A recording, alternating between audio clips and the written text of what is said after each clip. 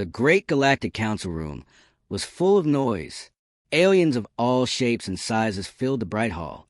Tall aliens with blue skin talked loudly. Short aliens with many eyes moved quickly. It was a place of power. And at the very back, in a small, dirty corner, sat the humans. Their table was the smallest. Their clothes were simple. No one looked at them. For many years, humans were the weakest species in the galaxy. They had just learned to travel between stars. Their technology was basic. Their army was small. The other aliens saw them as insects. Not important. A joke. Today, the council was deciding the fate of a planet.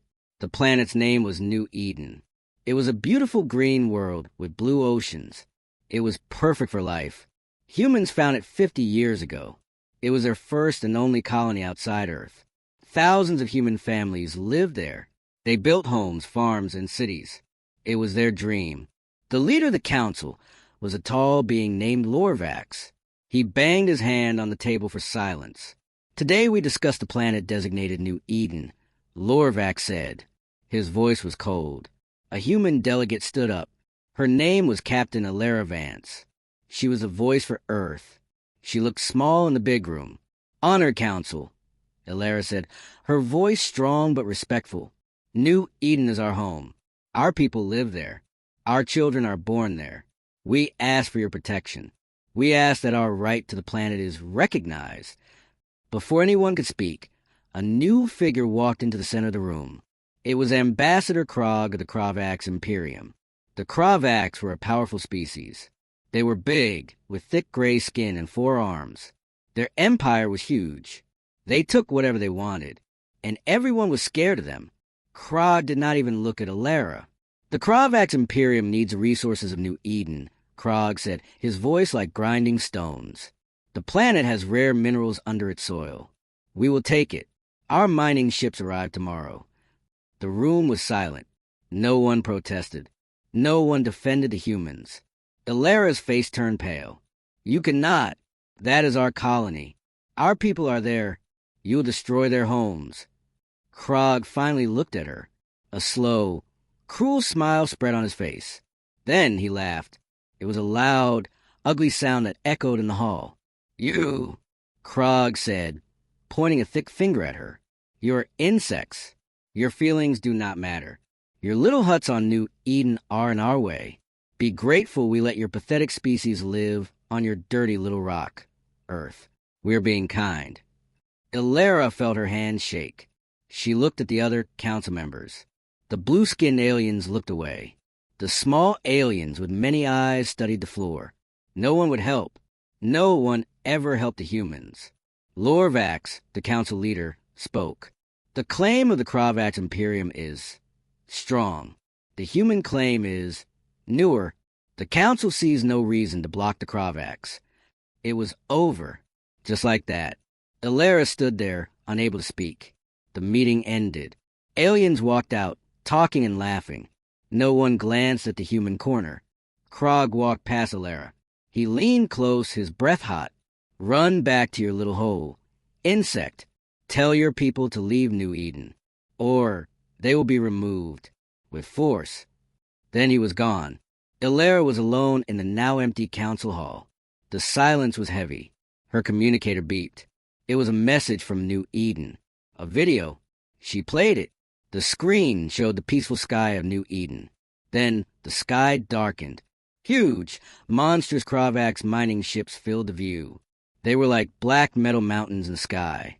Then bright red beams shot down from the ships. The beams hit the main human city. She saw buildings explode. She saw fires. She heard screams over the communication line. The video turned to static. Alara fell into her chair. Tears filled her eyes but did not fall. She felt a cold fire ignite in her chest. It was not sadness. It was something else. Something the galaxy had never seen from a human.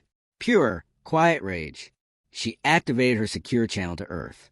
The face of Earth's leader, General Atticus, appeared. He looked old and tired. Report Captain Vance, General Atticus said. Alara took a deep breath.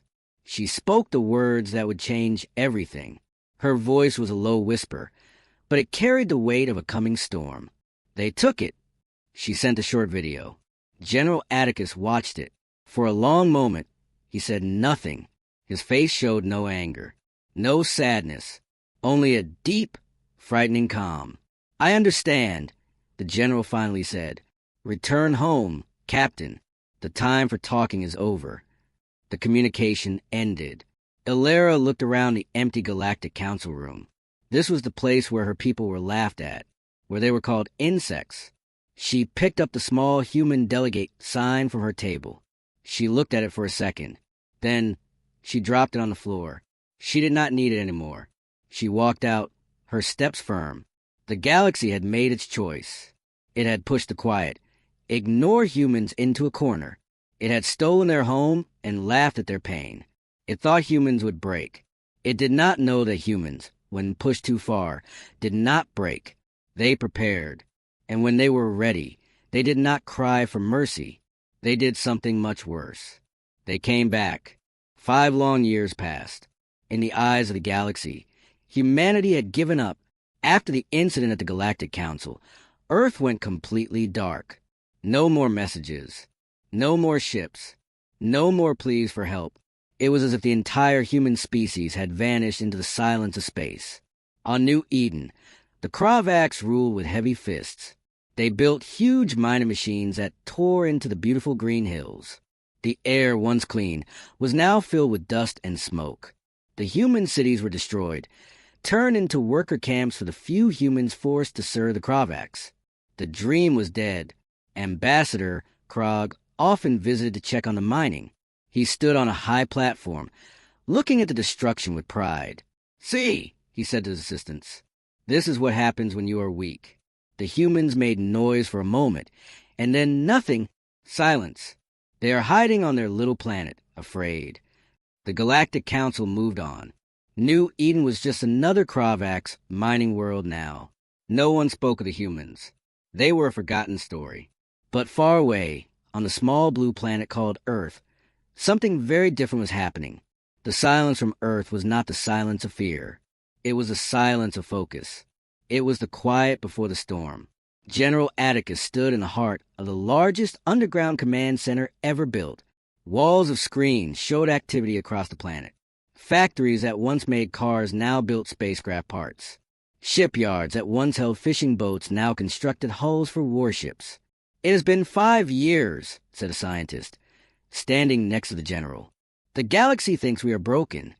General Atticus watched the screen, showing a new engine being tested. It glowed with a cool blue light, not the fiery red of Kravaks' engines. "Let them think that," Atticus said, his voice calm. "Arrogance makes them blind. While they laugh, we work. While they forget us, we prepare." The project was called Guardian. Its goal was simple: never again. Never again would a human child look at the sky in fear. Never again would a bully take what was theirs. They did not try to copy Kravaks' technology. Kravaks' ships were big, loud, and powerful. Human scientists realized their mistake. They could not win by being a smaller version of the enemy. They had to be different, better. A young engineer, Dr. Aristhorn, had the breakthrough. Their weapons are energy-based. Lasers, plasma. What if we stop trying to make stronger shields? What if we make shields that don't fight the energy but swallow it? His idea became the null shield. It did not block attacks. It absorbed them, turning the enemy's power into fuel for its own systems. The more you shot at it, the stronger it became. For weapons, they looked to simplicity, speed, and mass. A simple metal rod, called a kinetic spear, launched a fraction of the speed of light. It had no explosive. It did not need one. Its power came from pure, unstoppable motion. On the screen, a test was shown. A small ship, the Vanguard, equipped with the new shield and weapon, faced 3 old-style human warships. "Begin test," Atticus ordered. The 3 warships fired everything. Lasers, missiles. The light was blinding. When it cleared, the Vanguard was untouched. Its shield glowed softly. "Now return fire," Atticus said. The Vanguard launched a single kinetic spear. It was a blur. It hit the first target ship. There was no explosion. The ship simply came apart, like glass hit by a hammer. Pieces flew silently in the vacuum. The command center was quiet.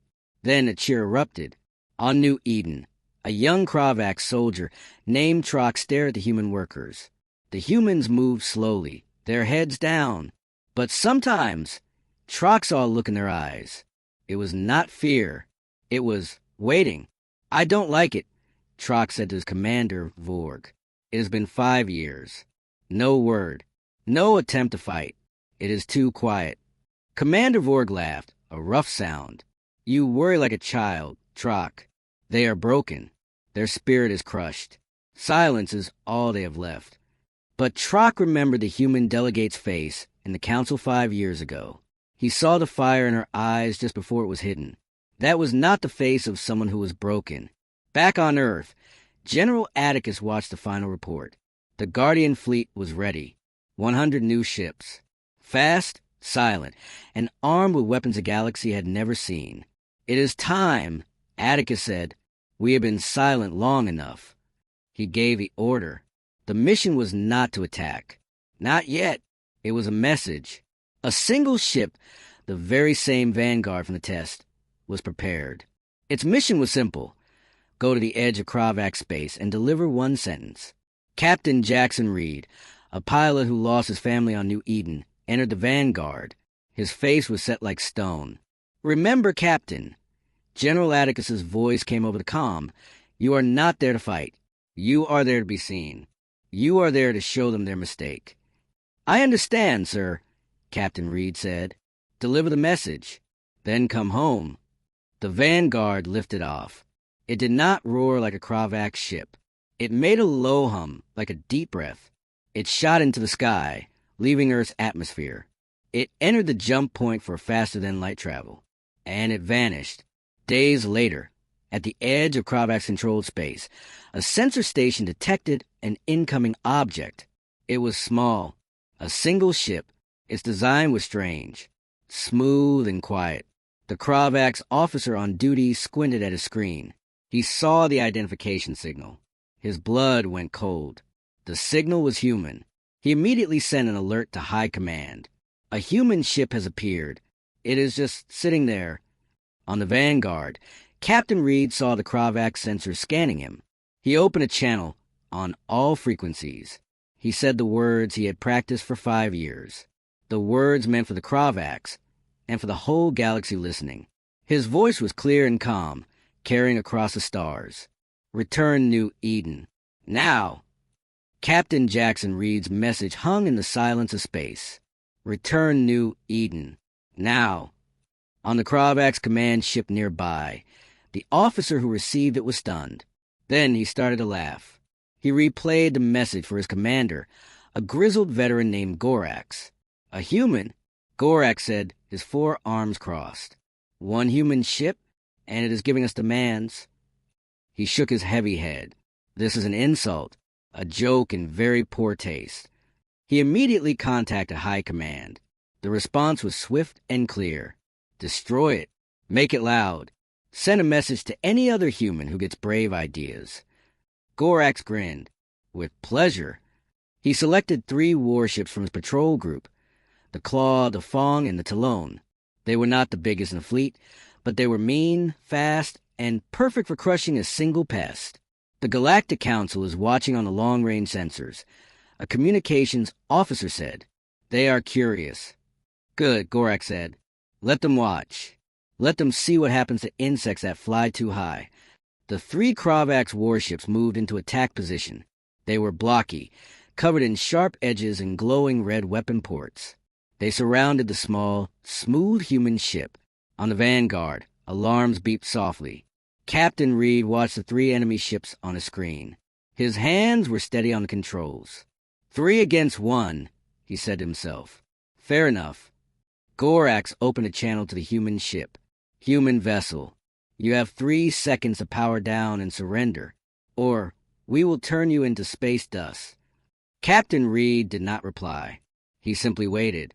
"Stubborn insect," Gorax muttered. "Open fire." All 3 Kravak ships fired at once. Bright red plasma bolts ripped across the darkness. They slammed into the Vanguard. The light was blinding. On the Galactic Council's observation screens, dozens of alien representatives watched. Some looked away, not wanting to see the destruction. Others watched with cold interest. The light from the explosion faded. Everyone expected to see pieces of metal floating where the human ship was, but they did not. The Vanguard was still there. It hung in space, completely untouched. Its smooth, gray hull did not have a single scratch. A soft, blue light shimmered around it for a second and then faded. Silence filled the observation rooms. On the Kravak's command ship, Gorax leaned forward. What? How? Again. Fire everything. The Claw, Fong, and Talon fired again. This time they used heavier cannons. More plasma. Even a magnetic missile. The space around the Vanguard lit up with fire and noise. Again, the light faded. Again, the Vanguard was fine. The blue shield glowed brighter this time, drinking in the energy of the attacks. Captain Reed looked at his shield indicator. It was at 120% capacity. The enemy attacks had made his shield stronger. "Shall we respond, Captain?" his co-pilot asked. "Yes," Reed said. "Aim for the center ship. The Fong. Fire one kinetic spear." "One only, sir." "One is enough." Below the Vanguard, a long tube opened. There was no loud blast, only a deep thump that vibrated through the ship. A dark metal rod, no longer than a tree, shot out. It was so fast it was almost invisible. It crossed the distance in less than a second. It hit the Kravak's warship Fong. In the middle, there was no big explosion. No fireball. The Fong simply shattered. It came apart like a plate hit by a bullet. One moment, it was a mighty warship. The next, it was a cloud of silent, glittering metal fragments spinning into the darkness. Total silence. On the command ship, Gorax's mouth was open. He could not speak. The other two ships, the Claw and Talon, froze. Their captains were in shock. Captain Reed opened a channel. His voice was calm. "You have seen what one spear can do. You have 2 ships left. Leave now, or be removed." The captain of the Claw panicked. "Fire! Fire all weapons." The Claw and Talon unleashed everything they had in a wild, fearful barrage. Plasma, lasers, missiles. It was a storm of fire aimed at the Vanguard. The human ship's shield glowed a brilliant, hungry blue. It absorbed it all. When the Kravak ship stopped to reload, the Vanguard fired twice. Thump, thump. 2 more kinetic spears. 2 more flashes of dark motion. The Claw and the Talon vanished in the clouds of dust and debris. The fight had lasted less than a minute. 3 Kravak's warships were gone. The human ship had not moved from its spot. It was not even scratched. On the Galactic Council screens, the silence was total. Then, it broke into frantic chatter. "Did you see that?" "What was that weapon?" "Their shield, it ate the fire." "Humans, what have humans done?" On the Kravak's command ship, Gorax was pale. He stared at the screen showing the calm, gray human ship. He had to report this. He opened a channel to High Command, his voice shaking. "Sir, the human ship, it destroyed the Claw, Fong, and Talon. In seconds. Our weapons did nothing. Nothing." Back on the Vanguard, Captain Reed saw the large Kravak's command ship on his sensor. It was staying far back. He knew they were scared. He opened a channel, not just to the Kravaks, but on all frequencies, to every listening post, to the Galactic Council. He repeated his message, but now he added a warning. "You were warned. You did not listen. This was your last warning. Free New Eden, or the next spear will not aim at your ships." He paused, letting the threat hang in the air. "It will aim at your home." Then, the Vanguard turned smoothly. Its engines glowed blue. It did not run. It left slowly with purpose, as if it had all the time in the world. It jumped into faster-than-light travel and was gone. Captain Jackson Reed was going home. His job was done. The message was sent. In the dark space, only the floating wreckage of 3 Kravak's warships remained. A silent monument to a terrible mistake. The galaxy had seen the truth. The humans were not weak. They were not hiding. They had simply been waiting. And now they were ready. News traveled fast across the stars. The story was unbelievable, but the sensor logs did not lie. 1 human ship, 3 Kravax warships destroyed in less than a minute. The human ship was untouched. The Galactic Council was in chaos. Representatives argued, their voices filled with fear and confusion. The weak humans were weak no longer. They had a technology no one understood, a weapon that broke ships like glass. But in the heart of the Kravax Imperium, on their dark metal homeworld, there was no fear. There was only rage. Emperor Krax, ruler of the Kravax, watched the report in his throne room. The screen showed the Vanguard destroying his ships. His forefists were clenched so tight his gray skin turned white. The room was cold and silent. No one dared to speak. Insects, the Emperor finally hissed, the word dripping with poison. They got lucky. 1 new toy. They think this changes anything. He stood up, his massive form casting a shadow. They have insulted the Imperium. They have challenged our power. For this, there's only one answer. He turned to his supreme warlord, Vorgak. Mobilize the Grand Fleet. Every warship. Every destroyer. Every fighter. I want a cloud of metal, so large it blocks the sun of their wretched little planet. Vorgak bowed. The entire fleet, my Emperor, to crush 1 species.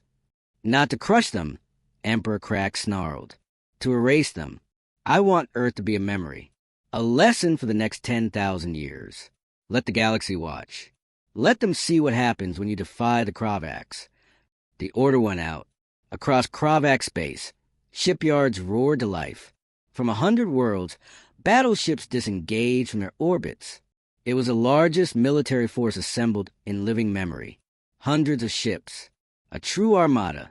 Their mission was simple. Fly to the Sol system and reduce Earth to dust. The galaxy watched, holding its breath. This was not a patrol group. This was the hammer of an empire. Surely, this was the end of humanity. On Earth, General Atticus watched the reports. Spy satellites and listening posts at the edge of human space sent back the data. A vast red swarm of enemy signals was moving, like a blood stain spreading across the star map, heading right for them. In the command center, his officers looked at him. Their faces were serious, but not scared. They are coming with everything, sir, one officer said. I know, Atticus replied. He zoomed the map in on the Sol system. Their home. The Sun, Mercury, Venus, Earth, Mars. And they will find us waiting. Activate the Guardian Protocol. It is time. On Mars, the red planet's surface seemed to shiver. Great hidden doors, disguised as rock and canyon, slid open. From them, sleek gray ships rose silently into the thin atmosphere. On the moon, the same. Doors open at the poles and on the dark side. More ships launched, their engines a cool blue against the black sky. From secret bases in the asteroid belt, more ships joined. They did not look like the blocky, angry Kravax warships. They were smooth. Their lines were clean. They moved together like a school of fish, in perfect, silent formation. This was the Guardian Fleet. 100 ships. Outnumbered, but not outgunned. The human fleet gathered between Mars and Earth. They did not hide. They formed a line. A wall of gray steel facing the coming storm. General Atticus spoke to all the ships. Today, we do not fight for conquest. We do not fight for glory. We fight for our home. We fight for every life on Earth. We fight so that no one will ever steal from us or laugh at us again. Today, we show the galaxy that humanity stands. And we will not fall. Across the fleet, 100 captains heard the words. They checked their null shields. They loaded their kinetic spears. They waited. The Kravax Grand Fleet arrived. It was a terrifying sight. They poured out of faster-than-light travel, like an angry red flood. Hundreds of ships. Big, brutal battle carriers. Fast attack cruisers. Clouds of smaller fighters.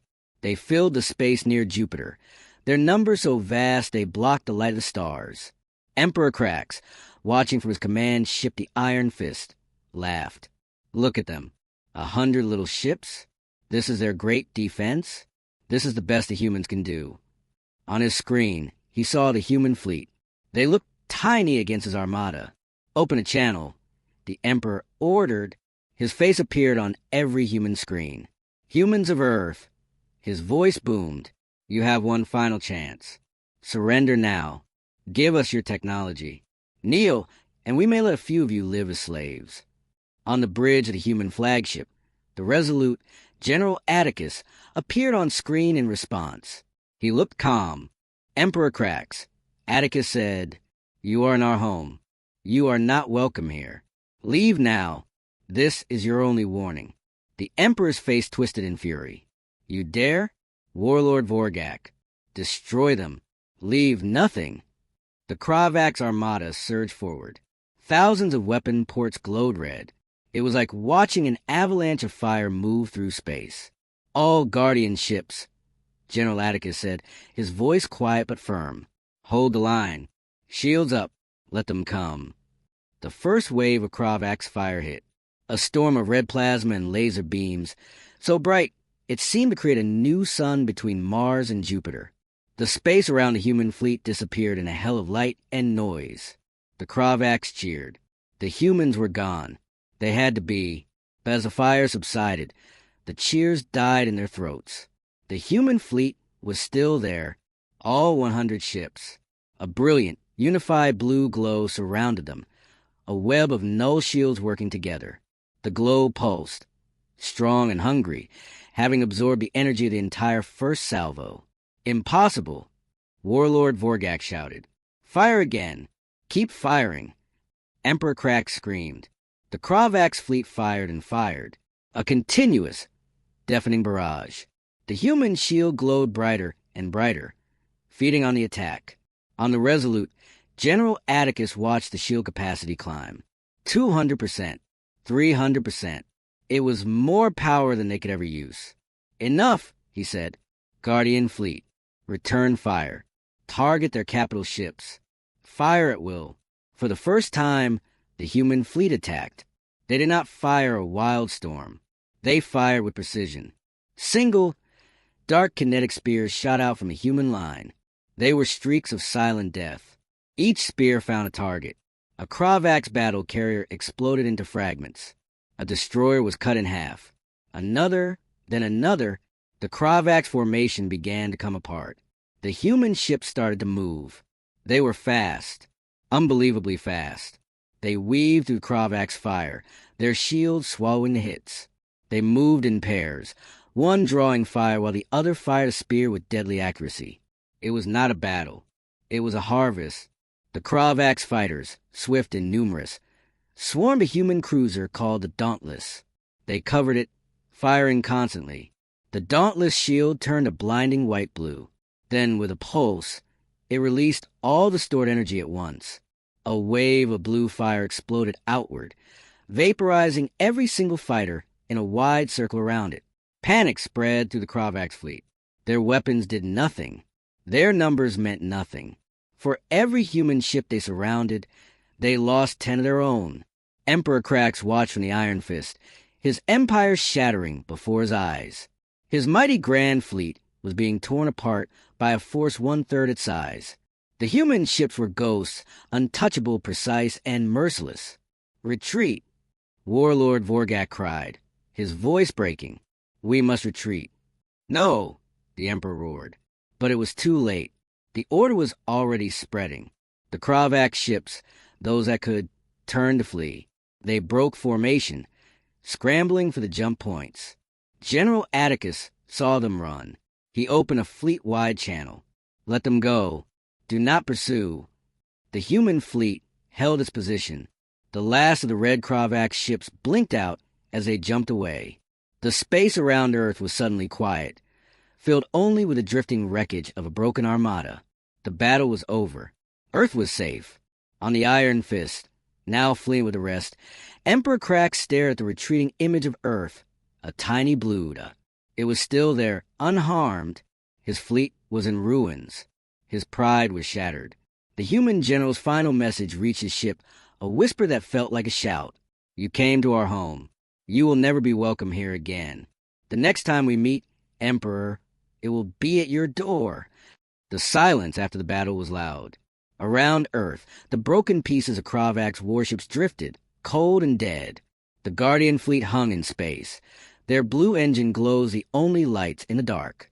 They had won. Earth was safe. But on the bridge of the Resolute, General Atticus did not smile. He looked at the star map. His eyes were fixed on a point far, far away, the Kravak's homeworld. An officer approached him. "Sir, the fleet is ready for your orders. The Kravaks are running. They are broken." "Broken is not enough," Atticus said, his voice low. "They came here to erase us. They laughed when they stole New Eden. If we stop now, the galaxy will think we are only defenders. They will wait. They will grow stronger, and they will try again in 100 years. He turned to face his crew. "We must finish this. We must show every bully, every tyrant in the stars, what happens when you push humanity. We are not just walls to hide behind. We are also the hammer that breaks the chains." He opened a channel to the entire fleet and to Earth. "People of Earth, brave crew of the Guardian fleet, today you saved our home. You were magnificent." He paused. "But our work is not done. The Kravak's Emperor ordered the attack on our colony. He ordered the attack on our world. He is running back to his palace, thinking he is safe. He is wrong. On screens across Earth, and on every ship, people listen, their hearts pounding. We will not bring the war to innocent people. We will not attack planets. But we will not let the man who gave the orders hide. The Guardian fleet will now pursue the retreating Kravak's forces. Our destination is their home system. Our target is one person, Emperor Krax." A new kind of quiet fell. It was not fear. It was resolve. "The age where the strong terrorize the weak is over," Atticus said. "It ends today. It ends with us. All ships, prepare for the long jump. We are going to their door." The orders were given. One by one, the smooth gray human ships turned. Their engines glowed brighter. They formed a single arrowhead formation, and then as one, they shot forward and vanished into a faster-than-light jump, leaving the safety of Earth behind. The galaxy watched, stunned. The news spread from planet to planet, from species to species. The humans had not just defended their home. They were pursuing the most powerful empire in the sector. They were taking the fight to the Kravaks. On the Kravak's command ship Iron Fist, Emperor Krax was in a fury. His ship, along with the broken pieces of his grand fleet, was rushing home. His screens showed reports of total loss. More than half his ships were gone. "Animals! Vermin!" he screamed, smashing a console with his fist. "They used trickery. Cowards' weapons." Warlord Vorgak stood before him, head bowed. "My Emperor, their technology, it is beyond us. Their shields, their weapons, we have no defense." "Silence!" the Emperor roared. "We have the home fleet. We have the planetary defense cannons. They are 100 ships. We will drown them in fire if they dare come here." But in his eyes, for the first time, there was a flicker of doubt. He remembered the calm face of the human general.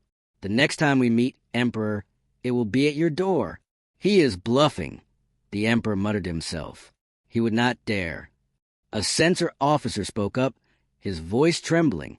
"My Emperor, long-range scanners detect a mass, a fleet, coming out of faster-than-light travel at the edge of our home system." The blood drained from Emperor Krax's face. "It cannot be. Not already. Show me." The main screen changed. There, at the edge of the star system that had birthed the Kravak's empire, was a formation of 100 gray ships. They were not attacking. They were not even moving. They had simply arrived. And they were waiting. The human fleet had reached the Kravak's homeworld. On the Resolute, General Atticus observed the planet below. It was a dark, metal-covered world, covered in factories and smoke.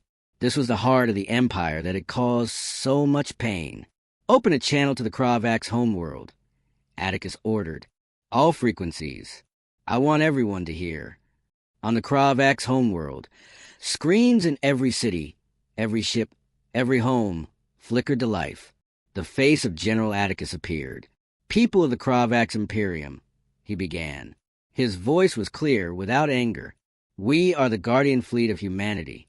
We are here for one reason only, your Emperor Krax. He ordered the theft of our colony. He ordered the attack on our homeworld.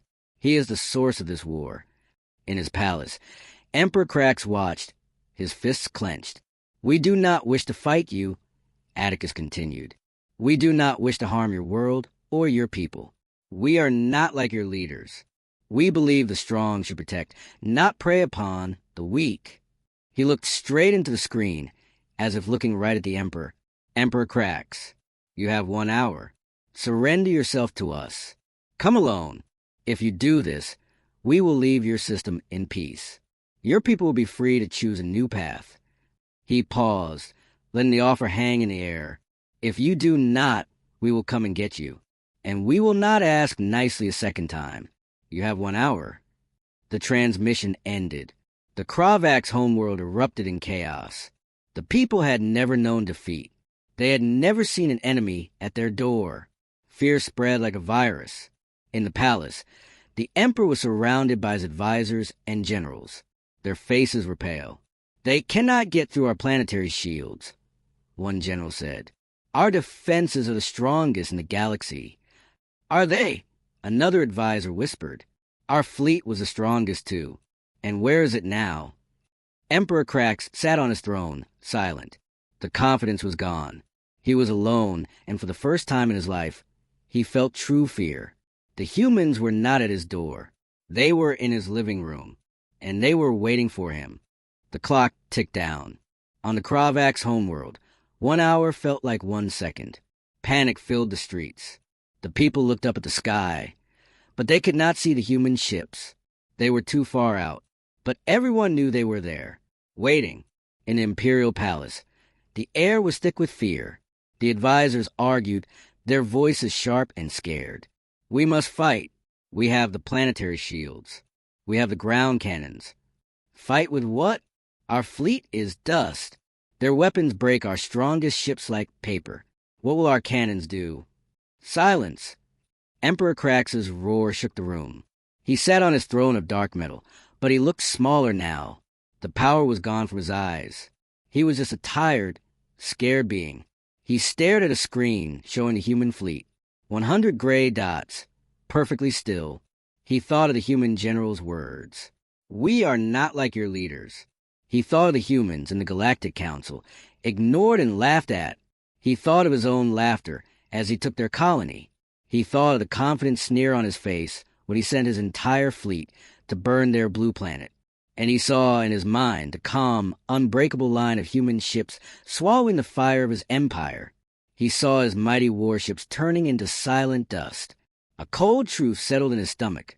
He had lost. Not just a battle. Everything. A young communications officer, his voice trembling, broke the silence. My Emperor, there's a broadcast. From the humans. For everyone. Krax nodded weakly. Put on. General Atticus appeared on every screen in the palace, and across the planet. He did not look angry. He looked serious and a little sad. People of the Kravax Imperium, he said, 5 minutes remain. We see no movement from your Emperor. We see only fear. This is not what we want. He leaned forward slightly. We do not seek revenge on you. We seek justice for New Eden. We seek safety for Earth. We seek a galaxy where no species lives and fear bullies. Your Emperor is the last bully standing. He must answer for his choices. The transmission ended. In the throne room, all eyes turned to Emperor Krax. The advisors, the generals, the guards. They were not looking at their leader now. They were looking at the cause of their ruin. The Emperor stood up. His legs felt weak. He walked slowly to a large window. Below, he could see his capital city. He saw his people, scared and looking to the sky. He had promised them glory and empire. He had given them this. He turned to his head guard, opened the main palace doors. All of them. The guard was confused. My Emperor? The security. Just do it. Krax shouted, his voice breaking. The great metal doors of the palace, which had been sealed shut, began to grind open. The advisors gasped. What are you doing? A general cried. Emperor Krax did not answer. He walked away from his throne.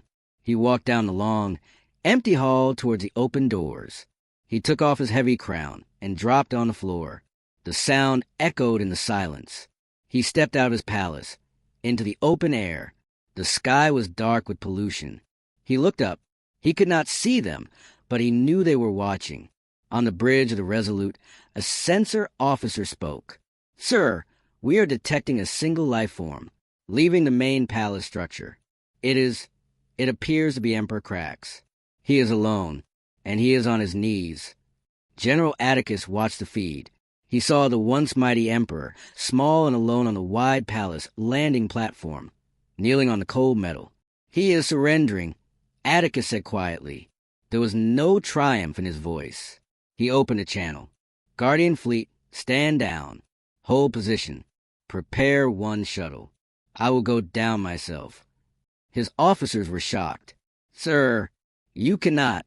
It could be a trap." "He is on his knees, unarmed, in front of his entire world," Atticus said. "The trap is already sprung. It is a trap of his own making. I must go."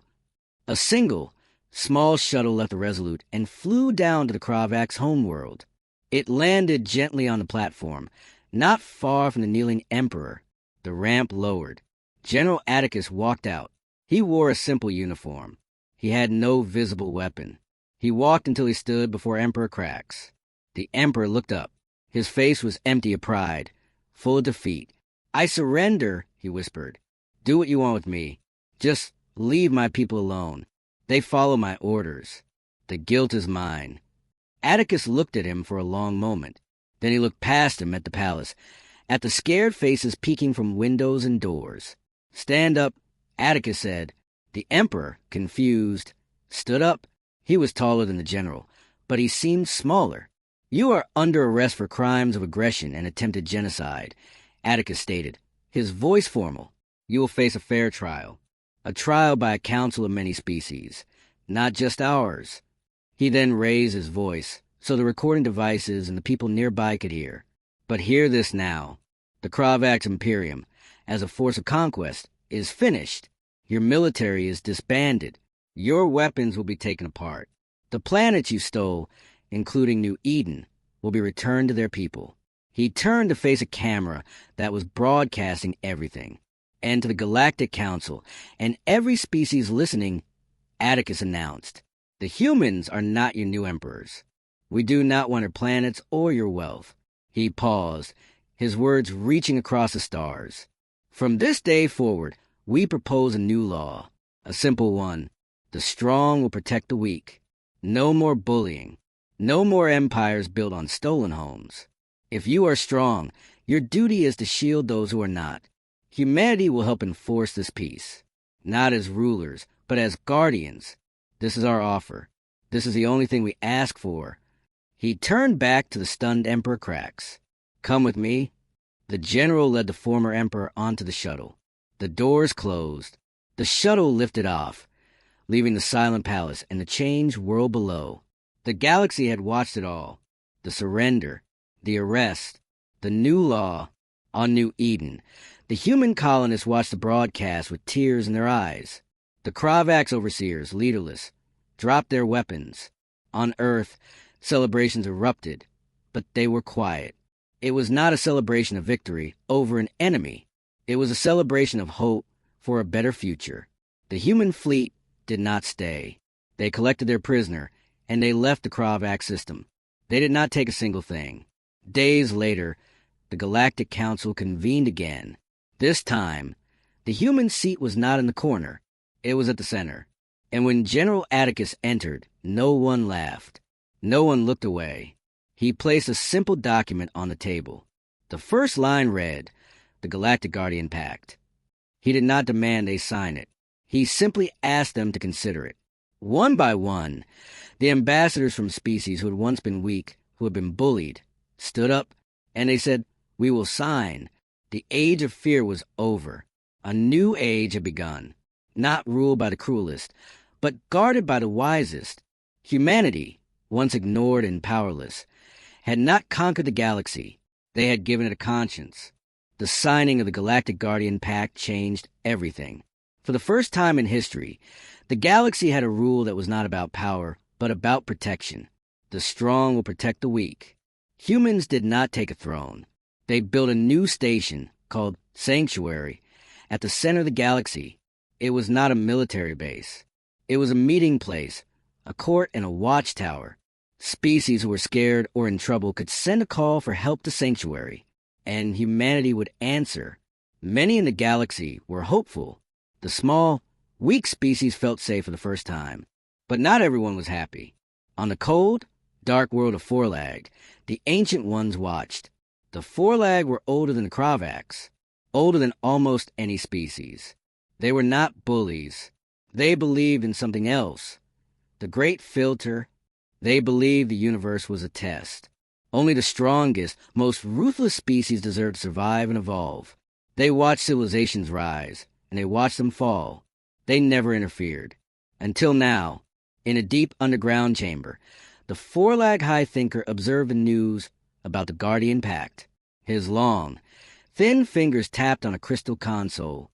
This human emotion, this mercy, it is a disease. The thinker hissed, his voice like dry leaves rubbing together. They are interrupting the natural order. They are protecting the weak. This will make the entire galaxy weak. It will stop evolution. His second-in-command, a Forlag named Carr, nodded. The humans are a paradox. They passed the filter of strength by defeating the Kravaks. But now they use that strength to spread weakness. They are corruption. The experiment must be corrected, the High Thinker said. We will not attack Sanctuary. That would make us the villains in their story. We will test their precious pact. We will create a situation where their new rule will break. We will show them in the galaxy that their way leads only to death. At Sanctuary Station, General Atticus, now Guardian Commander Atticus, was reviewing new member requests. The system was working. A small bird-like species, the Tavi, had just been saved from a rogue asteroid by a human patrol ship. They were now eager signers of the pact. An alert flashed on his screen. It was a distress call, but unlike any other. It was not from a member. It was a broadcast of desperation, coming from the far edge of explored space, from a planet called Cerulean. The video showed a beautiful ocean world. Then the screen shook. Strange, spiky ships of a design node database recognized descended from the clouds. They fired not at cities, but at the planet's largest moon. The moon cracked. Huge pieces began to fall, causing planet-wide tsunamis and earthquakes. The alien voice pleaded in broken common galactic language. Please, unknown attackers. They break our world. No reason. Help. We are not strong. We beg. Atticus's officers analyze the data. The attackers' technology is advanced. Their motive is unclear. Cerulean is a pre-spaceflight civilization. They have no enemies. They have nothing worth stealing. It's a test, Atticus said, his eyes narrowing. Someone is testing us. The Guardian Pact states we protect those who cannot protect themselves, his communications officer said. Cerulean qualifies. But if we go, we walk into an unknown conflict. It could be a trap to pull our forces away from the core systems. Atticus stood up. If we do not go, the pact is meaningless on the first real test. We go. Mobilize the first response wing and send the signal to all pact members. This is not just a human mission. Those we protect can choose to stand with us. The response was immediate. The Tavi, who were just saved, sent their only 2 scout ships. A few other small species offered support, but the bigger, older species who had signed the pact waited. They watched. They wanted to see if humanity would really risk itself for strangers. The human-led relief fleet jumped towards Cerulean. When they arrived, the scene was horrifying. The strange spiky ships were methodically breaking the planet's moon apart, using gravity beams to hurl the debris onto the planet below. Cerulean was dying. Unidentified vessels. Atticus broadcast. Cease your attack immediately. This is a protected world under the Galactic Guardian Pact. One of the spiky ships turned. A cold, digital voice replied. Protection is irrelevant. This system is being cleansed. The weak must be filtered. Leave or be filtered with them. The Four-Lag were hiding, using these drone ships to do their work. Their plan was perfect. If the humans fought and won, they would just be saving one weak species. If the humans fought and lost, the pact would be broken. If the humans left, the pact would be exposed as a lie. Atticus had only one choice. All units, engage. Protect the planet. Target their gravity beam projectors. The battle began. The spiky drones were fast and tough.